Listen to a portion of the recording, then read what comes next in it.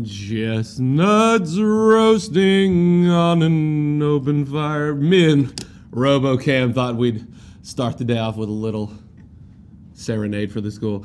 Jack Frost nipping at your nose. Good morning, First Flight. If I knew more words of that song, I'd sing the whole thing, and I know you're very disappointed that I'm not doing that for you. But today is Friday, December 14th. Last day of the school year. Please stand for the Pledge of Allegiance. I pledge allegiance to the flag of the United States of America and to the republic for which it stands, one nation, under God, indivisible, with liberty and justice for all. Please be seated for a moment of silence.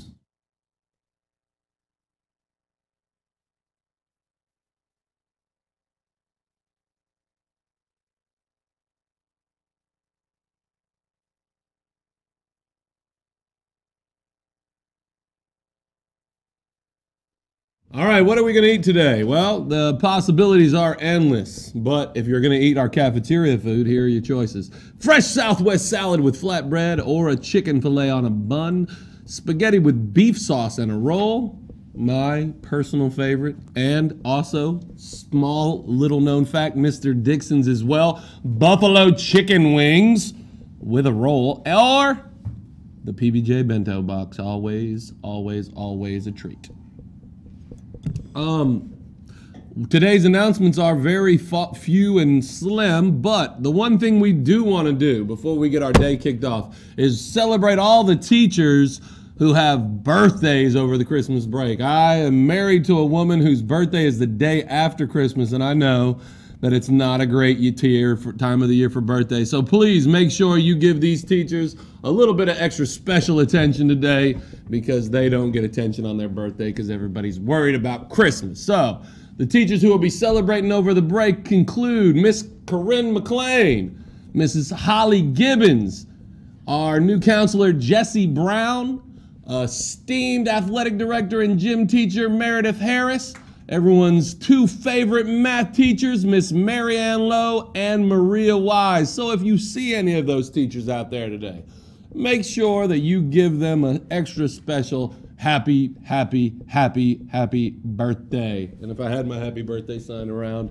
I'd even wave it in the air. Now, we have time for winning.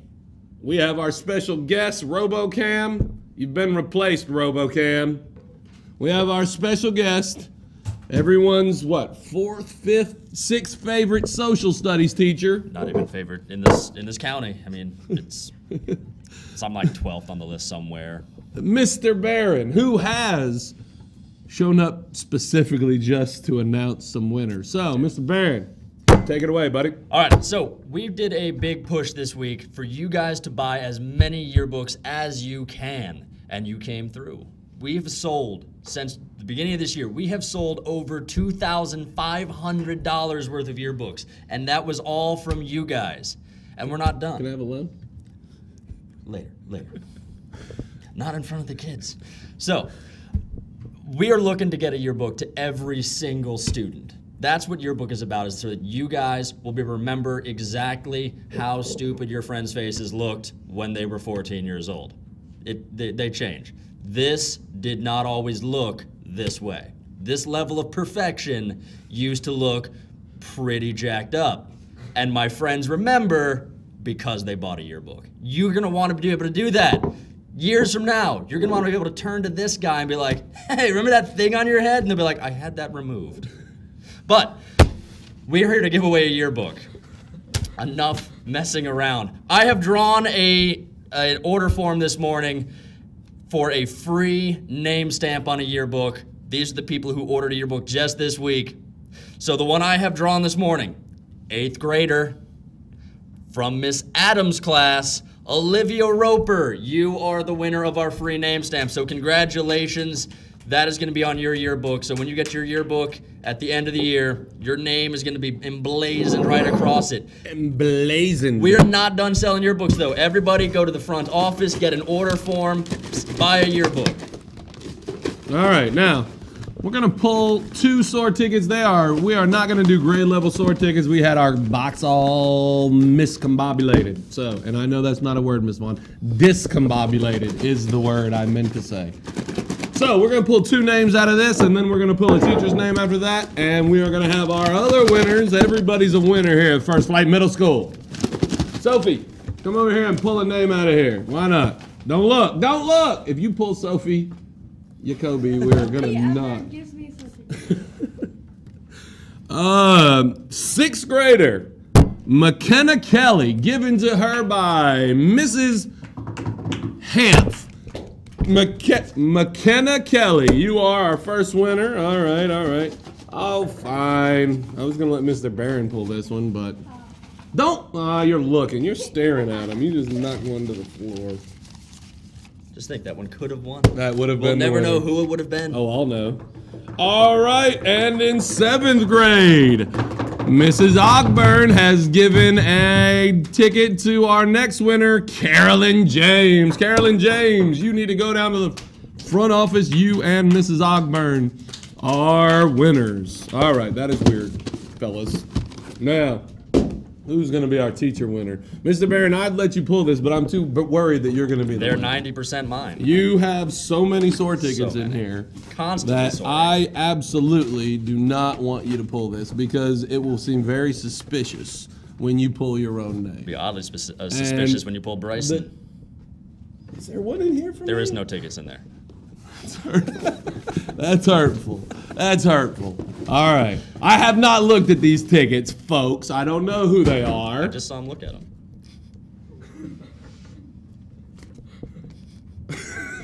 Oh, nice meeting. No collusion here, folks. No collusion. But there will be an investigation. Mr. Bryson, congratulations. You got one from Indica Duect. Great reading. None of Great that. reading. None of that was English. Um, All right. You know what? We need to get into But you did a great job of investigation. interacting. Teacher interaction was top notch. You know what? My teacher interaction is top notch. Thank you, Indica. And thank you to our wicker winner, Mr. Bryson. Great job out there. Sorry, other teachers. We're gonna take you out today. We got a Ford fact of the day. Let's go to the next slide. Ford fact of the day. Did you know that Christmas as a day off is a recent innovation? As late as the late 1800s, December 25th was not a legal holiday. Stores were open, businesses were open, and children were expected to attend school. Keep that in mind this week. Now, take us out, Mr. Welch. Science Friday. Have a good day, First Flight, and a good couple of weeks off.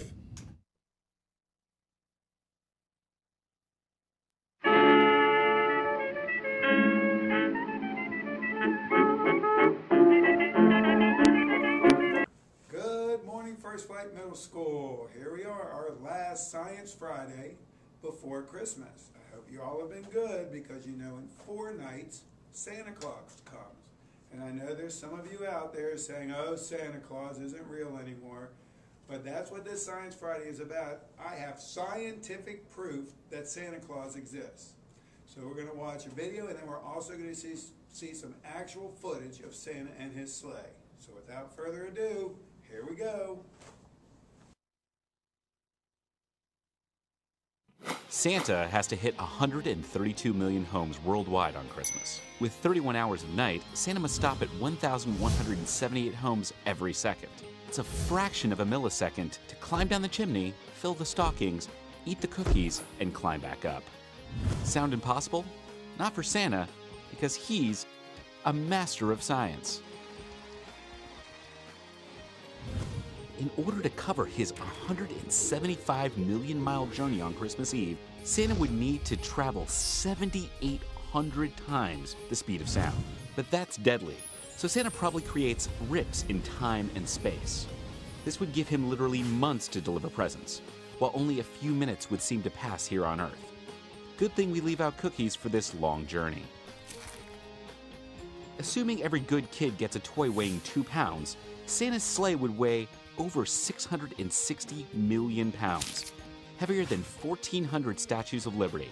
No way Santa could stay airborne with that, unless his sack was also a nano toy maker. Similar to DNA that grows organs cell by cell, Santa's nano toy maker could transform chimney soot and other carbons into gifts. That's one form of regifting we don't mind. In order to keep track of all the naughty and nice people, Santa probably spies on you more than the NSA. Write a mean text? Santa's read it. Post a mean comment? Santa's logged it. Of course, he can't do it all by himself. Theory suggests Santa runs naughty nice algorithms with more computing power than Google. That's why he lives in the North Pole, to keep all of his servers cool. So the next time someone tells you Santa isn't real, point to the science that proves that not only is Santa real, he's also real impressive. All right, I'm sure there's some of you that need more proof because you still don't believe there's a Santa. Well, I have some pictures here. Here's a picture taken at night. You can see the sleigh in the background. There's a close-up in the front. You can see the reindeers. Here's another one of the moon, and you can certainly see the deer and the sleigh. I want a little closer. See 8 reindeer, Santa, and full of presents in a sleigh. Here's a little closer one. A Mercedes went right underneath Santa and her sleigh. So there you go. I know it might be hard for you, some of you to believe, but there is definitely a Santa Claus. There is scientific proof. I hope you all have great holidays. We'll see you next year. And don't forget, Santa Claus is coming to town. Have a good 2 weeks for Slate.